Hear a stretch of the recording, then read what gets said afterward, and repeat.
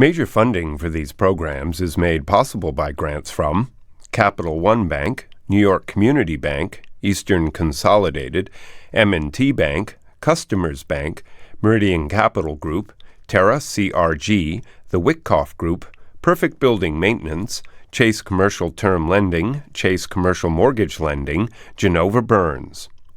Additional support is made possible by AKA Hotels, Corman Communities, AmTrust Title, Ariel Property Advisors, AVR Realty Company, Bank of America Merrill Lynch, Bank Leumi USA, Briarwood Organization, CBRE, Citizens Bank, Connect One Bank, Colliers International NYC, Collins Building Services, CPEX Real Estate Services, Dime Savings Bank of Williamsburg, Douglaston Development, Levine Builders, Fisher Brothers, Flushing Bank, Friedman LLP, Hendler Real Estate Organization, Hersha Hospitality, HAP, Investment Developers, Hodges Ward Elliott Inc., Investors Bank, iFunding, James D. Kuhn Real Estate Center at Syracuse University, Kilroy Architectural Windows, Madison Realty Capital, Matone Group, Mercantile Commerce Bank, New Banks, Newmark Grubb Knight Frank,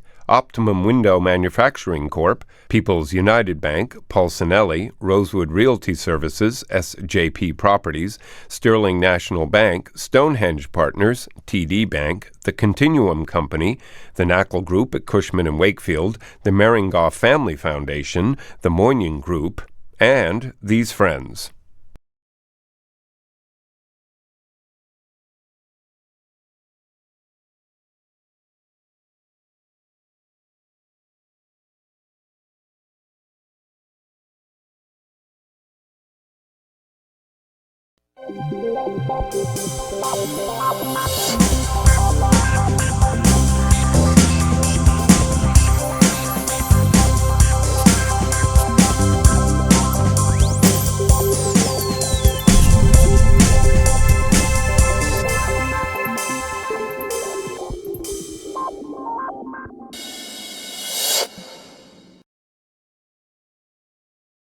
Oh, crystal ball, are you shiny or are you dull? Where do we see the state of commercial and residential and retail real estate in the fall of 2016? I don't know. That's why I brought together these four people today to provide their insight on the state of the market. My guests include John Powers, Executive Vice President for the Eastern Region for Boston Properties, Ben Shaul, the Principal of Magnum Real Estate, Jeff Lenoble, the Senior Partner and Head of the Real Estate Department at Schulte Roth and Zabel, and last but definitely not least, the Chairman of New York Investment Sales for Cushman & Wakefield, Robert Knackle. So, is it shiny or is it dull, or is it going to get much brighter? Well, Michael, as the great American business writer Tom Peters once said, if you're not confused, you're not paying attention.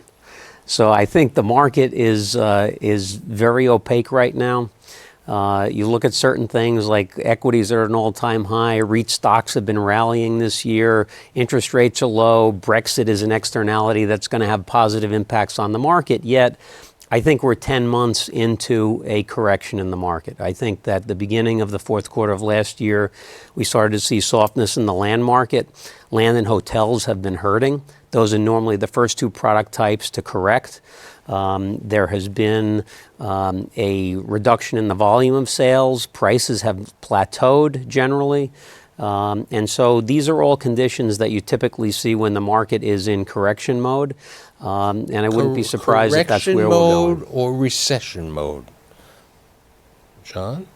Oh, I don't think there's a recession on the horizon. I think the ball is pretty shiny. New York is doing very well. The population is increasing. We're at an all-time high, and we have a lot of young people that want to work here. There's a lot of employers that are looking to hire those young people.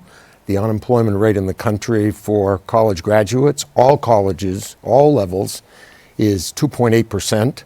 STEM workers, it's down under 2%.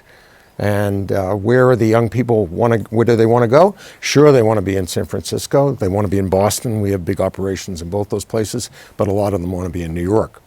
But Now, on the commercial side of the market, it's not quite as shiny because we have a lot of supply that was added to the market, particularly in the West Side, a few other buildings in the Trade Center.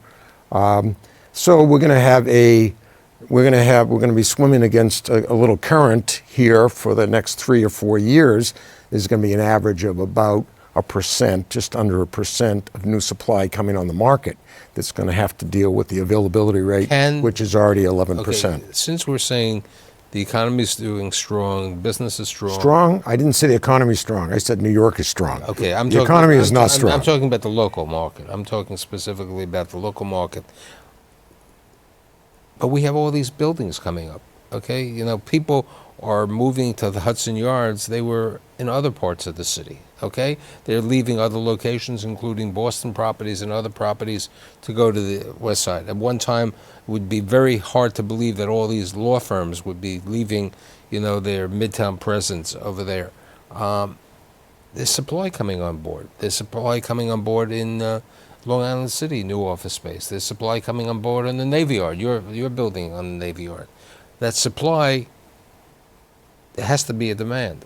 Is there enough demand for that supply? Well, as I said, there is about 1%, a little less than 1% of the supply, the total supply, say 400 million square feet, coming on each year over the next 4 years. So that's going to take some effort on the leasing side, the velocity side, to eat into that. But this is a giant market. No question. So when someone adds 1 million feet or 2 million feet, it's a very big market to absorb that. In a similar manner, since you're involved predominantly in the residential market, is it a buyer's time or is it seller's time? A landlord's time? You know, Well, these people who are coming here, they need places to live. It's been a great run for landlords in New York on the residential rental side and on the condo for sale side for developers in the last 5 years. We are at all-time highs on the rental side and all-time highs once again on the for sale side. That being said, there's a lot of product coming to the market. There's a bid and an ask on everything from a rental unit to a condominium apartment. If you're priced correctly on the for rent side, you will lease up your apartment. And if you're priced correctly on the for sale side, you will sell your apartments. There's always the disconnect between buyer and seller or landlord and tenant on what the reality of the pricing is. But this is New York. This is not Cleveland or a tertiary market where a space sits in the market for a long time. If you price your product correctly, you will move it. You have a major tenant, one of the biggest acquirers of leases last year in 2015 was WeWork, like 2.7 million square feet. The co-working environment of the WeWorks, the Industrious, all of the other companies. I mean, WeWorks is we'd call the 800-pound gorilla in that market. How do they look at renting to a co-working company? Oh, I think WeWorks is a great. No, I'm talking the others. Underwriting those kind of companies are really tricky today. Lenders actually don't even like them because it's a operating business as opposed to a cash flowing tenant. What we look at, we do a lot of work on the debt side and talking about the corrections that are taking place. There's a wall of maturities that we've been talking about for years that is really coming due over the next 3 years. $20 million of 10-year CMBS. And I think that's going to really help correct the sales market to a great extent. There's not going to be enough financing available. And it's going to be hard for people to underwrite tenants like these shared workspaces, like the WeWorks. A lot of the younger landlords were converting their properties to a similar co-living space. They took a 1-bedroom and they made it a 3-bedroom, under the right that they had the right to because it had windows and so on. Do you see co-living as a big opportunity? or the micro apartment concept and so on? I think the micro apartment concept is incredible. I think the city has to get behind that. It hasn't happened yet. The rules and regulations in New York City are very difficult in creating smaller units, which is why Bloomberg came along with this concept of having a trial on some micro apartments, which I believe have been very successful. As far as taking apartments and creating this co-living space, I think there's always a balance in a portfolio. We prefer to not have that balance or as much of that balance. We see a very, very high rate of turnover with co-living and a lot of wear and tear in apartments. I think that these neighborhoods where the co-living occurred years back have kind of evolved into very hip, cool, mature neighborhoods where you can achieve the same rent from a single occupant as opposed to having 3 occupants. Both my kids had co-living arrangements, built the compression walls, created 3 units out of a 1-bedroom apartment. It was just the normal way of life for these kids after they graduated college. Boston Properties has been, all around the country in key locations. Brooklyn is hip. You're on a long-term 99-year lease over there. What made Boston the decision to go into the Navy Yard? Well, go back to what I said earlier. The young people want to come here. While we have a disconnected economy relative to where you sit from an educational basis and an experiential basis in that economy, there's a lot of people that aren't doing well in that economy, and wage growth hasn't grown. But we're talking about the college graduates, the TAMI workers, and these people want to come to New York. And for those companies, it's one of the critical factors is how to attract and retain those employees. And these people have had a preference for moving to the Lower East Side, the West Village. I have one kid in each of them. Brooklyn is in certain zip codes around the Navy Yard, by the way, and around downtown, has been a destination where they want to go. So this is an effort to move towards those employees, and we think that we have a very unique deal financially at the Navy Yard. The Navy Yard is a very, very vibrant place, much different than it was 15 years ago. A lot of things are happening there. We think it's a pretty cool place, and people will enjoy working there. So it's not easy to do ground-up construction most places in the city to make the numbers work, and certainly not in Brooklyn. But with the Navy Yard's support, I think we're building the building. It's going to be the best tech building in the city by far. It's going to have the biggest ratio of outdoor space of any building in the city. But in other ways, it's going to be like our new building at 250 West 55th Street. 14-foot slab to slabs, lots of window, water on 3 sides. Where can you get that in New York? So we're pretty excited about it. Speaking of the boroughs, what's happening with the investment sales? And this is a double question for maybe Jeff also, because before we started the show, he was saying that more and more people that he's representing are Chinese or foreign investors. What's happening? Boroughs are seeing a slowdown in volume along with Manhattan. We see pricing in the outer boroughs is up slightly so far this year. It's up about 12%, but the volumes are down fairly significantly. And that really, even with the numbers being down significantly in volume, dollar volume and number of properties sold, it's still a little overstated because a number of the first half of the year closings had contracts signed last year. Right, so they were... But I think what we're seeing is that a natural tendency when the markets are correcting is that values do stay up a little bit, but volume falls because the only folks who are selling today are the ones who are achieving their price. As Ben talked about the bid-ask spread that exists. The sellers who are achieving their price are selling. Those that aren't are not selling. And that's why we have this dynamic where volume is down, values are up slightly, and those dynamics are accentuated in Manhattan, where dollar volume is down 23%, number of properties sold down 29%, values are up about 4%, but cap rate compression is slowing, values seem to be plateauing, and what's concerning as an intermediary is that the number of properties sold is shrinking, and that's a concern. Jeff? We see a lot of sovereign wealth funds coming in, investing money in only trophy properties in Manhattan. They are not interested in going to Brooklyn. They're not interested in going to the outer boroughs. They're buying, these are mostly interest sales where they're buying a minority interest in a building, taking the place of another sovereign wealth fund or another pension fund and coming in and buying interests in the building, a 49% interest, a 42% interest, with very little rights, but it's a way for them to invest in New York real estate. And they are strictly sticking with New York. If you pick up the papers or read anything, it's this Chinese company, that Chinese company.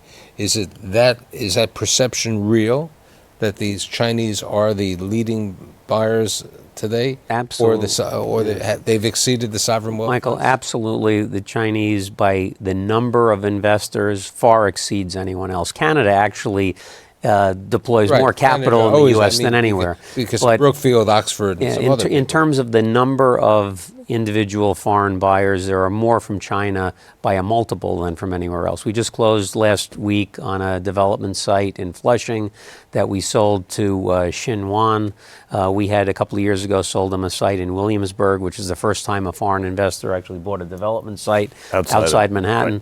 Right. But they bought another one now, and we see increasingly foreign investors are looking to the boroughs, but still they ideally like to be in Manhattan. But that's private companies, sort of private companies, as opposed to government money coming in and the sovereign funds actually investing in Manhattan properties. Ben, you recently worked on a dormitory. How do you see what John was saying before about the people coming in, the students, and New York City being the leading next to Boston, with the number of people And coming San Francisco. in. At San Francisco. No, how do you see the dormitory business today? Just finished a dormitory for the School of Visual Arts on 24th and 1st Avenue. Holds about 600 beds, 550 to 600 beds. We built it for them, custom spec design. We own the property. It's a long-term lease. It's their flagship facility. They've had very steady growth in the last 5 years, as have other schools in New York. It's still New York. People want to come here. People want to be here. Kids want to go to school in New York and live here long term. It's a great asset class for us. It's a 30-year coupon.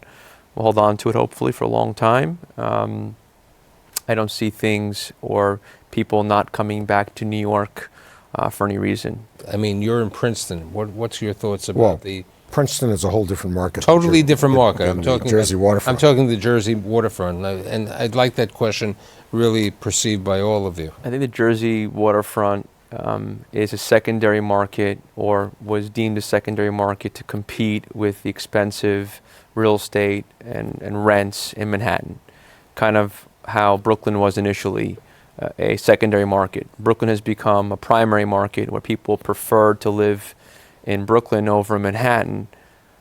New Jersey, I think it's, can go either way at this point. There's probably 16,000 units coming on board in Jersey City, all around. I think you're going to see landlords fighting each other to keep tenants. Interestingly, we have a client who has a great piece of property in Union City, New Jersey, not quite on the water, and it's Union City, the embroidery capital of the world. it's a hard sell to move that property and develop it. All the zoning is in place, and it's a hard sell. Jersey City is a corporate market, so large blocks of space for the mature corporate, mostly financial organizations. Those decisions are made in a corporate process, and because of the relationship they have with their employees go. We're building in Brooklyn for the employee that has a choice of where he wants to work. The tech workers, the STEM workers, they can leave their jobs. They can get another job in 2 weeks, 3 weeks, 4 weeks. So a corporation is not driving them to a spot. They're making the decisions. So that's a fundamental change in the relationship between the person leasing the space and the employee in the space. So it's a much different, and it's not just about dollars and cents for the millennial people and where they want to work. They're driven by other values and other objectives. Yeah, Michael, If I they think don't that's like the one of- job, they'll get another job. It's one of the tangible changes in this cycle is that the rise of so many areas in Brooklyn as viable office markets and the rise of Long Island City as a viable office market is really based upon where the employee base is. And so many folks today want I to think work it's a close to where they combination of live. that, but I also believe it's a subject of transit-oriented development. The capability of being near the train or access of the ferry or something else is really helping. It's happened with Bushwick and Ridgewood, and having the trains are important. And it's also the rent. Right. The rent. It comes down to what's the next spot on the L train where it's a little bit less expensive, where the artists and the young professionals can move to. Relating to the L train, everyone knows that in 2019 we have a potential 18 months, but since we also realize how long it takes for the MTA, Port Authority, anything to accomplish, 18 months might be 36 months. Have you seen any reduction or slowdown in investment sales or land sales in the Williamsburg section on properties which are closer to the L train? No, I think most of the investors that we work with in Williamsburg are very long-term in their perspective on the market. So, I think people knew the Second Avenue subway project was going to be a very 100 extended project. The L train issue is not perceived to be as deleterious to the market as the Second Avenue subway was. Many people have said to me, it's wonderful that the 7 train has been expanded to the Hudson Yards. The question is, it's one train, and there's not that much around there. Okay? How do you look at that? Yeah, we've done a tremendous amount in the Hudson Yards, and the extension of the 7 line has really made that area vital, feasible, and the amount of capital that's pouring into that area is just remarkable. And transportation makes all the difference. So when you see these various proposals for different new transportation modes that really can change and revitalize areas that aren't what they potentially could be. Let's talk about an area which has not potentially been successful in many years. That's what we would call Staten Island. So now there is the wheel is going up 500. We're financing the wheel at Staten Island. Okay, the wheel in Staten Island, and then there is the outlet center next to the wheel. And the then baseball there's- field. And the baseball field has been there a long time. How do we see? I'd rather bring it to you, and I'll bring it to you as an investor. Do you see an opportunity in Staten Island? I think Staten Island is a very unique place. There are people who want to be in Staten Island, who only want to be in Staten Island, and if you can deliver new product to the market at an affordable price, they will want to live in Staten Island. I don't see people moving to Staten Island who don't want to be in Staten Island. It's a unique city. Even though it may be a lower cost alternative for people? No, I think the lower cost alternative is definitely the reason why people move there. I think adding a wheel and adding some other components make it more comfortable for those people to be in Staten Island. Bobby? Yeah, we've sold a number of properties in Staten Island, mainly to institutional and fund investors, and there seems to be an appetite there because the dynamics, as Ben said, there are some people who absolutely only want to be in Staten Island. So I would say that there is a smaller slice of the buying population that wants to be there, but there are buyers that are very actively looking. So here's in a the borough. question for the group. One of the other phenomena which has taken place over the last 2 to 3 years is the conversion of former industrial space like Industry City, and those type of properties to office properties. What's your thoughts about that? We've sold a number of those properties, and I think the question comes back to what John alluded to earlier, is how deep is the market? What's absorption going to be like? In some of these markets, I won't mention them specifically by name, but you have one building done and one lease is signed, and all of a sudden there's 2 million feet of projects in the neighborhood, and months and months and months later, still is only that one lease that's been signed. So I think in a lot of these areas, that space is very, very attractive. The creative office office, they call it, with the exposed ceiling and the brick walls and the big windows. And I think there definitely is a market for that. But how deep is that market? You know, similar to the uber luxury condo market, there was definitely a market there, but how deep is that market? How many of those $5,000 and $8,000 a foot units can be sold? We see clients who are developing some old industrial buildings in the mid-50s on 11th Avenue who are finding the right tenant. That's Manhattan. That's right tenant Okay? for the right It's space. a different thing being in But Brooklyn. transportation is still an issue. Yes. Transportation is still an issue. And the landlord still will have to provide transportation for the employees in the building by shuttle services to the major transportation hubs. Downtown Manhattan, what's your thoughts? Downtown Manhattan is doing well, and it's going to do better. The construction, talk about the transportation earlier, they have the transportation. They're probably the best. I mean, Well, they're not connected to Westchester in Connecticut, Yes. which is a factor or to Penn Station, although they have the PATH train. Great transportation. They've had tremendous construction over more than a decade. That's all going to be put down and finished now, and I think that downtown Manhattan is going to do very well. It's doing very well. What's happened on the commercial side in downtown Manhattan is the low-price deals are pretty much gone. What's left is the higher-end space. It used to be the low-cost alternative to be in downtown Manhattan, and now It's still a lower cost to Midtown. It's still a discount. It's always sold as a discount to Midtown. Sold meaning in the leasing market as a discount, and that ratio has moved up and down. And when there's a differential in acceptable good blocks of space, tenants will make the move. Midtown has always been preferred, and for a lot of tenants, it will continue to be preferred. But Michael, downtown, I'm bullish in downtown. Michael, as this is a crystal ball show, one thing I want to put on the table that is probably my biggest concern about where the market's going is that regardless of the outcome of the presidential election in November, I think it's very likely that we're going to have some tax reform next year. And tax reform, both parties have been so focused on marginal rates and corporate rates that there are things that could significantly impact the commercial real estate sector, namely capital gains taxes, 1031 exchanges, carried interests, depreciation schedules, and these are things that could very easily get thrown under the bus. Since my friend Mr. Lenobo and I are of the age vintage, and maybe Mr. Powers is there too, you're less than us, I still remember 1986 when the legislation changed the Tax Reform Act with the tax shelters. If there is a change in 1031, the number of sales that you will have will diminish, the world will change quite a bit, and you have to look at... But it's not only 1031, it's all the other things Bob mentioned also.